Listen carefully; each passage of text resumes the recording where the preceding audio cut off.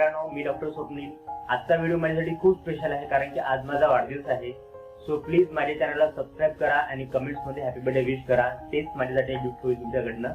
आणि दुसरी गोष्ट, आजचा व्हिडिओ स्पेशल होण्यासाठी कारण की आजच्या व्हिडिओमध्ये मी खूप जास्त एडिटिंग केलेली आहे. इतकी मेहनत मी पूर्ण आयुष्यात कुठल्याच व्हिडिओसाठी घेतलेली नाही आहे. सो प्लीज हा व्हिडिओ पूर्णपणे बघा. ह्यामध्ये मी बरंच काही तुमच्यासाठी इझी पद्धतीनं काही गोष्टी मांडलेल्या आहेत.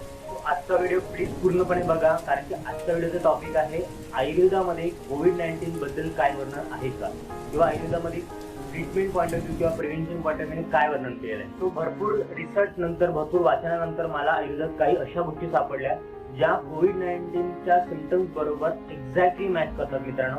आणि त्यासाठी माझ्याकडे 5 पुरावे आहेत, 5 एव्हिडन्सेस आहेत, ज्यामध्ये मी ही सिमिलरिटीची साधर्म्य जी आहे तुम्हाला तुमच्यासमोर मी आज मांडणार आहोत. सो प्लीज ह्या 5 एव्हिडन्स हा स्टेप बाय स्टेप अशा पद्धतीने बघा. फर्स्ट एव्हिडन्स तो आहे similarity in mode of transmission. WHO नुसार जर का बघितलं तर आपण हा व्याधी ड्रॉपलेट इन्फेक्शन थ्रू स्प्रेड होतो, close contact with infected person ह्यामुळे स्प्रेड होतो, आणि एकमेकांच्या वस्तू जर आपण वापरल्या तर त्यामुळे हा व्याधी स्प्रेड होतो. ठीक आहे, हे त्याची WHO डेफिनेशन आहे, ज्याचा रेफरन्स पण मी इथे दिला आहे. सो आयुर्वेदामध्ये जर का बघितलं तर आयुर्वेदातसुद्धा असं व्याधीचं वर्णन आहे की प्रसंगात, गात्रस्पर्शनात, निश्वासात, सहभोजनात ह्या 4 पद्धतीनं जो व्याधी स्प्रेड होतं त्याला औपसर्गिक रोग किंवा संसर्गजन्य रोग असं त्याला म्हणतो आपण. तर अशा पद्धतीचं अशी 4 व्याधी आहेत आयुर्वेदामध्ये. पहिला आहे कुष्ठ, नेत्राभिषंद, ज्वर, शोष. सेकंड एव्हिडन्स ते आहे similarity in initial and later stages.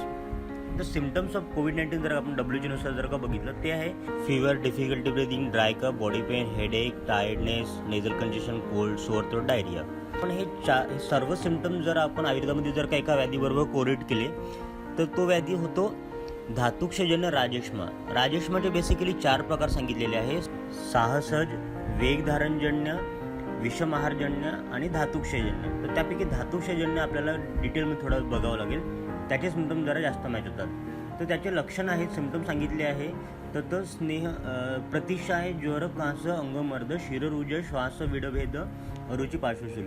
ते सर्व सिम्पटम एक्झॅक्टली मॅच होतात बघा. फिवर म्हणजे ज्वर, डिफिकल्टी इन ब्रीदिंग म्हणजे श्वास, ड्राय कफ, कास, बॉडी पेन, अंगमर्द, हेडेक, शिरशूल, टायर्डनेस, परत अंगमर्द, नेझल कंजेशन म्हणजे स्वरक्षय किंवा प्रतिशाय, कोल्ड, प्रतिशाय, सोअर थ्रोट, स्वरक्षय आणि डायरिया म्हणजे विडभेद.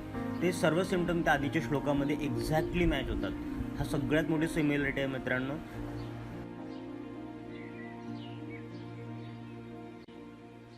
त्यानंतर थर्ड एव्हिडन्स तो आहे similarity in between its stages and progressive development. ह्यामध्ये जर आपण बघितलं इनिशियल स्टेज ऑफ कोविड-19 काय आहे WHO नुसार की तो आहे fever, body pain and temperature आहेत किंवा डिफिकल्टी इन ब्रिदिंग. तर ते त्रिरूप राजेष्मा जे सांगितलं आहे त्यामध्ये एक्झॅक्टली त्रिरूप लक्षणांचे 3 लक्षण जे मॅच होतात ते आहे ज्वर, अंगमर्द आणि कर्पाद संताप.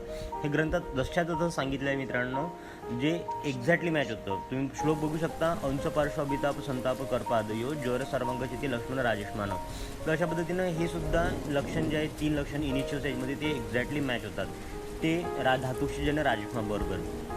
त्यानंतर नेक्स्ट स्टेज जर आपण गेलो तर लेटर स्टेजमध्ये ऑफ कोविड-19 आपल्याला काय सिम्पटम मिळतात WHO नुसार की फीवर, बॉडी पेन, ड्राय कफ, नेझल कंजेशन, डायरिया, ॲनोरेक्झिया वगैरे वगैरे. ठीक आहे, तर हे सगळं, तर हे सुद्धा सिम्पटम जे आहे हे षडरूप राजेष्माबरोबर एक्झॅक्टली मॅच होतात. ते आहे ज्वर, अंगमर्द, कास, क्षरशय, अतिसार, अरुची. हे बघा, फीवर म्हणजे ज्वर, हे सगळे एक्झॅक्टली मॅच आहे मित्रांनो. डायरिया म्हणजे अतिसार, ॲनोरेक्झिया, अरुची, हे सगळे एक्झॅक्टली मॅच होतं. श्लोकमध्ये सुद्धा आपण वाचू शकतो कास, ज्वर, पार्श्वशूल, स्वरक्षय इत्यादी. हे सर्व लक्षण एक्झॅक्टली मॅच होतात मित्रांनो. पुढच्या मोर लेटर स्टेजमध्ये जर आपण बघितलं तर आधीच अजून बरेच सिम्पटम ॲड होतात सिव्हिअर फॉर्ममध्ये, की जसं आधीचे फीवर वगैरे जे होतं त्यामध्ये अजून वॉमिटिंग, हेमेप्टॅक्सिस वगैरे सर्व ॲड होतात. एक पेशंट एअरडेसमध्ये जाऊ शकतो वगैरे. तर हे सुद्धा एक्झॅक्टली मॅच होतात. एकादश रूप राजेष्मा जे सांगितलं आहे त्यासोबत एक्झॅक्टली मॅच होतात मित्रांनो. तुम्ही सगळे लक्षण हे बघू शकता: ज्वर, अंगमर्द, कास, स्वरक्ष, अतिसार, त्यानंतर अरुची, त्यानंतर शिरशूल, आणि नंतर हे महत्त्वाचे लक्षण आहे की वमन, कफयुक्त वमन आणि सरक्त वमन. हे सुद्धा ॲड ऑन सिम्पटम आहेत एकादश रूप राजेष्मामध्ये. ह्याच स्टेजमध्ये पेशंट एआरडीएसमध्ये जातो किंवा लंग फायब्रोसिस किंवा न्यूमोनिया तिथे डेव्हलप होतो. तर ते सुद्धा सिम्पटम हे एकादश रूप राजेष्मा बरोबर एक्झॅक्टली मॅच होतात मित्रांनो. हे सर्व सिम्पटम तुम्ही श्लोकामध्ये सुद्धा वाचू शकता. कास, वैश्वर्य, ज्वर, पार्श्वशूल, छर्दन, रक्त, कफ, यो, श्वास, वर्चगद, रुची इत्यादी. तर फोर्थ एव्हिडन्स आहे सिमिलॅरिटी इन पॅन्डेमिक. पॅन्डेमिक म्हणजे काय, तर it is a disease which occurs over a wide geographical area and affecting exceptionally high proportion of population in the whole country and world. तर हा पॅन्डेमिकची डेफिनेशन आहे. तर हे पॅन्डेमिकची decision exactly आपल्या आयुर्वेदामध्ये जनोपध्वंसाबरोबर match होते मित्रांनो. तर जनोपध्वंस जर का बघितलं तर त्याची कारणं 4 सांगितली आहेत. दूषित वायू, दूषित जल, दूषित देश, दूषित काल. तर ह्यापैकी दूषित वायू जो आहे हा एक्झॅक्टली ड्रॉपलेट इन्फेक्शनच्या स्प्रेडबरोबर मॅच होतो. तर हे सुद्धा आयुर्वेदामध्ये वर्णन सांगितलं आहे, ज्यामध्ये चिकित्सा, रसायन चिकित्सा जी आहे, च्यवनप्राश, आवळा, अश्वगंधा रसायन वगैरे आपण जे खातो हे सर्व त्यातले. फिफ्थ एव्हिडन्स आहे सिमिलॅरिटी इन इट्स ओरिजिन. तर हा थोडा जरा मायथॉलॉजिकल ओरिजिन एव्हिडन्स आहे मित्रांनो. मे बी ह्यावर सर्व बिलीव्ह करतील किंवा नाही करतील, पण आयुर्वेदामध्ये सांगितलं आहे म्हणून सांगतोय. त्याआधी हा व्हिडिओ बघून घ्या. आपका इस पर कोई अधिकार नहीं. पत्नियां तो यहाँ तुम्हारी और भी हैं. ले जाना है तो सभी को ले जाओ. यदि ये तेरी हट है तो सुन, अपने जिस पौरुष और सुदर्शन व्यक्तित्व पर तू फूला फूला फिरता है उसे एक क्षय रोग नष्ट कर देगा. ये मेरा श्राप है. ह्यामध्ये बघा, दक्ष प्रजापती चंद्रमाला श्राप देतो. तो श्राप क्षयरोगाच्या स्वरूपात असतो आणि आयुर्वेदात असं वर्णन आहे, तो त्यांच्या निश्वासातनं किंवा त्यांच्या हुंकारातनं तो बाहेर पडतो. तर तो सुद्धा ह्यामध्ये droplet as a droplet infection आपण त्याला काउंट करू शकतो. ह्या 5ही एव्हिडन्सेस किंवा सिमिलॅरिटीवरनं मला असं वाटतं की धातुक्षजन्य राजश्मा ची लक्षणं हे कोविड-19 बरोबर खूप जास्त प्रमाणात मॅच होतात आणि त्या पद्धतीने त्याची चिकित्सा जर का केली किंवा प्रिव्हेंशन पॉईंट ऑफ व्ह्यू जर का ट्रीटमेंट दिली त्याला, तर तो नक्कीच त्यामध्ये साध्य होऊ शकतो. अर्थातच तो एक रिसर्चचा भाग आहे आणि त्यावर बरेच इन्स्टिट्यूट आणि इवन मी सुद्धा त्यावर कार्य करतोय. सो बघूया आपण त्याबद्दल पुढे.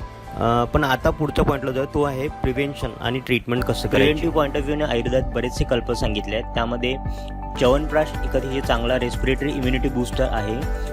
ते आपण दिवसातनं 2 चम्मच आपण खाऊ शकतो. त्यानंतर आयुष मंत्रालयाने काही काढे सांगितले आहेत, ज्यामध्ये तुळशी, दालचिनी, सुंठ, काळी मिरीच हे एकत्र करून त्याचा काढा बनवून त्यामध्ये गुड किंवा लेमन ज्यूस आपण टाकून तो पिऊ शकतो. त्यानंतर सुद्धा अतिशय चांगलं हळदीचं दूध जे आहे ते सुद्धा दिवसात आपण एकदा पिऊ शकतो.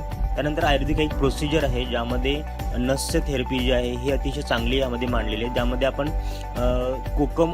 कोकोनट ऑइल किंवा सिसम तेल किंवा गोघृत ह्याचे 4 ड्रॉप्स आपण नाकामध्ये टाकून ती थेरपी आपण घरच्या घरी आपण करू शकतो. त्यानंतर माझं स्वतःचं रिकमेंडेशन ह्यामध्ये असं राहील की च्यवनप्राश दिवसातनं 2 वेळा, अश्वगंधाची टॅबलेट काढा किंवा लेह, अगस्त्य हरितची प्राश, त्यासोबतच संशमनवटी, श्वासकुटा रस किंवा लक्ष्मीविलास रस आणि अमृतारिष्ट किंवा गुळूची घनवटी हे आपण पेशंटला जर का दिलं तर पेशंटमध्ये चांगले रिझल्ट आपल्याला बघू शकतो आपण त्यामध्ये. ह्या सर्व औषधी आमच्या क्लिनिकला अवेलेबल आहेत. तुम्ही ह्या फोन नंबरवर फोन करून त्या ऑर्डर करू शकता किंवा अजून काही माहिती हवी असेल तर आमच्या क्लिनिकला तुम्ही केव्हाही व्हिजिट करू शकता, फोन करू शकता. हा नंबर तुमच्याकडे आहे. व्हिडिओ पूर्ण बघितल्याबद्दल तुमचे मनापासून आभार. प्लीज माझ्या चॅनलला लाईक करा, शेअर करा, सबस्क्राईब करा. थँक्यू.